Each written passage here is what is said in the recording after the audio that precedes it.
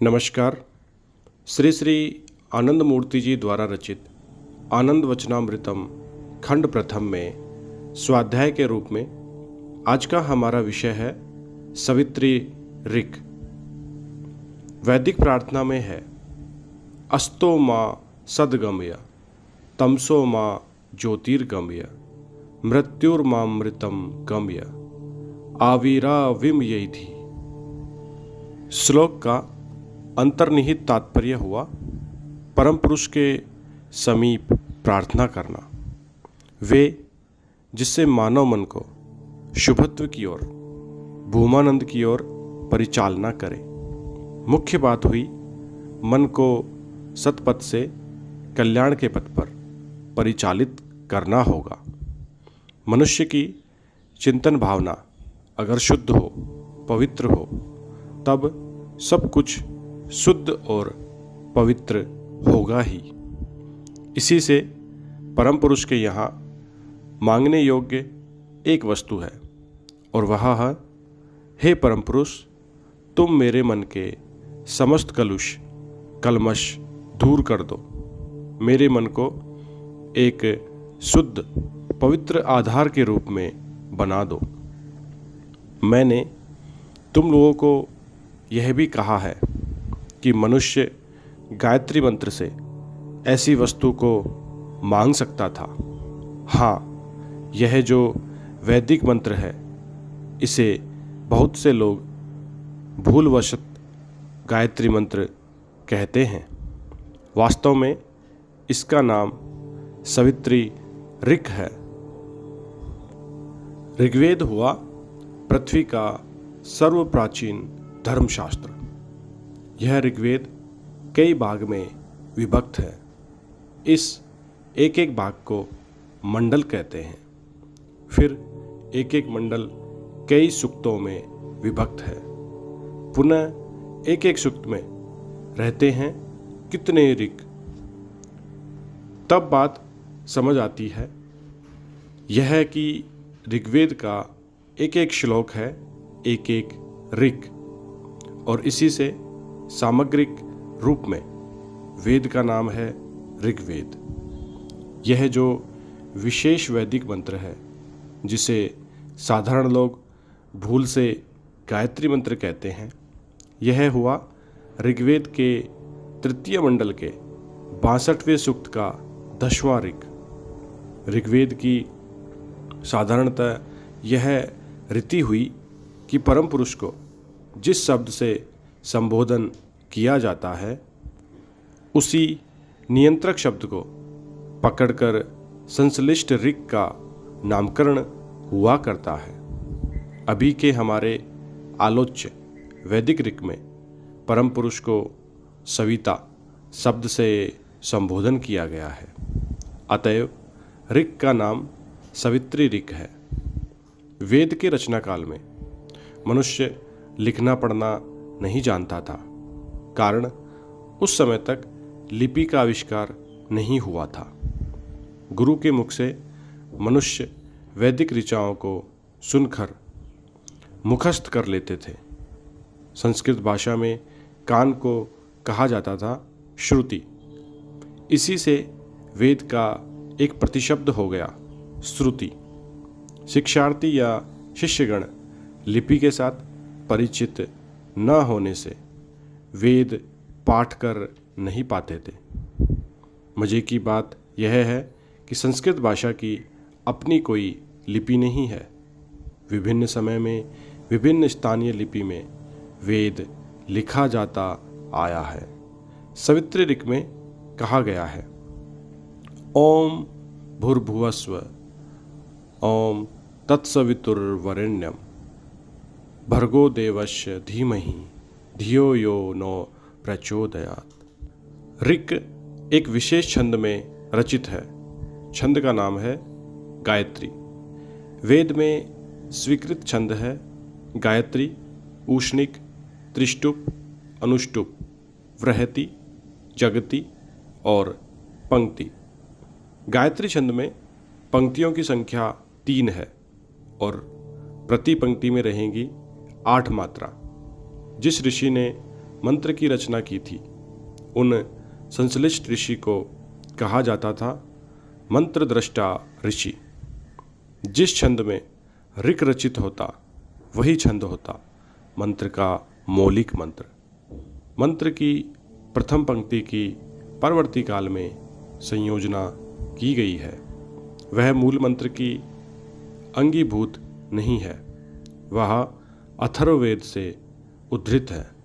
इसमें मुख्यतः 3 पंक्तियां हैं। प्रथम पंक्ति तत्सवितुर्वरेण्यम, द्वितीय पंक्ति भर्गो देवस्य धीमहि, तृतीय पंक्ति धियो यो न प्रचोदयात्।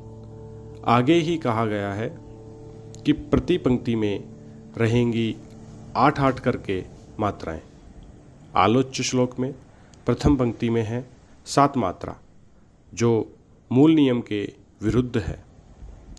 वैदिक नियमानुयायी जहाँ पर व्याकरण और छंद के बीच में बेमेल होता है, वहाँ पर छंद को समर्थन किया जाता है, व्याकरण को नहीं। छंद के लिए उच्चारण होता है तत् स वि तुर व रे नी अम। इस तरह अंतिम की एक मात्रा को विभक्त कर दो, मात्रा में णी अम किया जाता है। अब यहाँ पर यह जो सवित्री ऋक है, इसमें ऋषि किस प्रकार की प्रार्थना करते हैं। ऋषि कहते हैं, हे परम पुरुष, तुम मेरे मन को, मेरे चिंतन को आनंद की ओर परिचालित करो। यही है भावार्थ और प्रार्थना का निर्गलित अर्थ। मंत्र शुरू होता है ओम शब्द से। इस ओम शब्द का तात्पर्य क्या है? जहाँ पर अभिव्यक्ति होती है, जहाँ पर कोई कुछ क्रिया होती है, वहाँ पर ही एक पारमार्थिक क्रिया की क्रियागत अभिव्यक्ति रहती है। मानो तुम पैदल चल रहे हो, चलने से एक खटखट की ध्वनि होती है। यह जो खटखट की ध्वनि, यह भी एक प्रकार की उसी अति जागतिक ध्वनि की खंड अभिव्यक्ति है। तुम हंसते हो, उसी हंसने के साथ हा हा ध्वनि निकलती है। इसीलिए जहाँ कोई कर्म या क्रियागत अभिव्यक्ति रहती है, वहाँ रहेगी एक बीजात्मक ध्वनि। परम पुरुष की जो यह सृष्टि लीला है, वह भी तो एक क्रिया है, और यह सृष्टि वे करते हैं मनोजगत में, बहिर्जगत में नहीं। परम पुरुष के यहाँ बहिर्जगत कहकर कुछ नहीं है।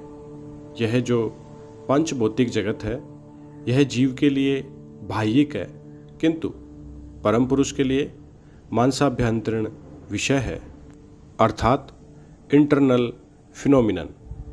बहुवचनात्मक फिनोमिना नहीं है, एक वचनात्मक फिनोमिनन है। कारण परम पुरुष के यहाँ यह एक अखंड और अविभाज्य अभिव्यक्ति है।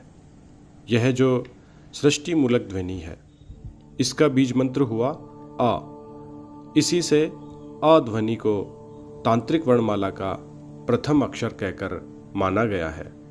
हम जिसे अंग्रेजी में ए कहते हैं, उसका हिब्रू या ग्रीक का पर्यायवाचक शब्द हुआ अल्फा। इस वर्णमाला का प्रथम अक्षर अ और बीज मंत्र का भी अ ध्वनि एक है। सृष्टि के बाद आता है पालन का प्रश्न। किसी वस्तु के संरक्षण की क्रियागत अभिव्यक्ति कर बीज मंत्र उ ध्वनि है। रक्षण, पालन और वर्धन, इन सब का बीज मंत्र है उ ध्वनि। मन ही मन कहीं कुछ सृष्टि करने के बाद ऐसा एक स्तर आता है जब मनुष्य अपने उस मानसिक अभिव्यक्ति को अथवा आलेख्य को अपने मनोजगत में प्रत्याहार कर लेता है। परम पुरुष जब इस विश्व को, सृष्ट वस्तु समूह को अपने अंदर संहरण कर लेते हैं, उस संहार क्रिया का बीज मंत्र होता है म ध्वनि। तब हम देखते हैं आ, उ, म, ये 3 ध्वनियाँ हैं। यथाक्रम में सृष्टि, स्थिति और संहार क्रिया का बीज मंत्र। इसलिए हमारा आलोच्य सवित्री ऋक है, वह शुरू होता है ओम ध्वनि देकर। सृष्टा परम पुरुष आ ध्वनि की सहायता से सृष्टि करते हैं। उ ध्वनि की सहायता से वे उस सृष्ट विश्व जगत का पालन करते हैं। पुनः मैं ध्वनि की सहायता से स्वयं सृष्ट विश्व जगत को स्वयं मानस देह में प्रत्याहार कर लेते हैं। सृष्टिकर्ता अर्थात जनरेटर के आद्य 6 जी, पालनकर्ता अर्थात ऑपरेटर के आद्याक्षर ओ, संहारकर्ता अर्थात डेस्ट्रॉयर शब्द का आद्याक्षर डी, ये तीनों मिलकर GOD अर्थात गॉड है। यह जो सृष्टात्मक अभिव्यक्ति है, यह सप्तलौकिक या सप्तस्तरीय है और बृहत्तर परिभू में कहने से उन समस्त अभिव्यक्तियों की मुख्यतः 3 स्तर में भाग किया जा सकता है। 1 आदि भौतिक, 2 आदि देविक, 3 आध्यात्मिक। सृष्टिकर्ता परम पुरुष है, इन तीनों जगत के ही सविता। अब यदि सब कुछ को सृष्टा बोलकर गण्य होते हैं, तब हमारे इस मानव देह का भी सृष्टा वे ही हैं। इस सूत्र से मानव मस्तिष्क का भी सृष्टा वे ही हैं और जिसलिए वे सृष्टा हैं, इसी से उन्हें कहेंगे सविता। सविता का माने है सृष्टा, क्रिएटर, पिता, फादर। हमारे इस पृथ्वी ग्रह का पिता हुए सूर्य। पुनराय हमारा यह जो ग्रह जगत है, नक्षत्र जगत है और उनके भिन्न उपग्रह हैं, ये सभी कुछ के सृष्टा हुए वही एक परम पुरुष अर्थात समग्र सृष्टि की चक्र नाभि हैं परम पुरुष। जिन परम सविता या भर्गदेव ने सप्तलोकात्मक महाजगत की रचना की है, हम उन परम पुरुष की दिव्य ज्योति का ध्यान करें। क्यों ध्यान करें? जिससे वे हमारे बुद्धि को चरम शुभत्व की ओर, परम आनंद की ओर परिचालित करें।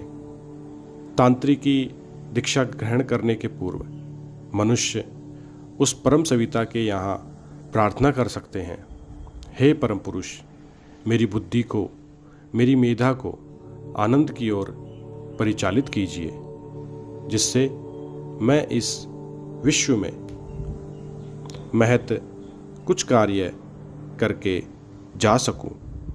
और तांत्रिक दीक्षा में मनुष्य जब इष्ट मंत्र पाता है, तब वह विधिवत साधना करता जाएगा। किसी तरह की प्रार्थना करने की आवश्यकता नहीं है, प्रयोजन नहीं है, कारण वह तो तांत्रिक दीक्षा पा ही गया है। इस विश्व की प्रत्येक सत्ता उनकी ही ज्योति में ज्योतिर्मय है। वह परम सविता ही सब कुछ को पुनर्वार सृष्टि कर सकते हैं। स्थावर जंगम निर्विशेष में उनसे आकर पुनः उनमें ही लीन हो जाते हैं। इसी से हम क्यों उस परम सत्ता का ध्यान करेंगे? इसलिए करेंगे कि जिससे वे हमारी बुद्धि को सतपथ में, शुभ पथ में परिचालित करें। पटना 2 सितंबर 1978। धन्यवाद। बाबा नाम केवलम।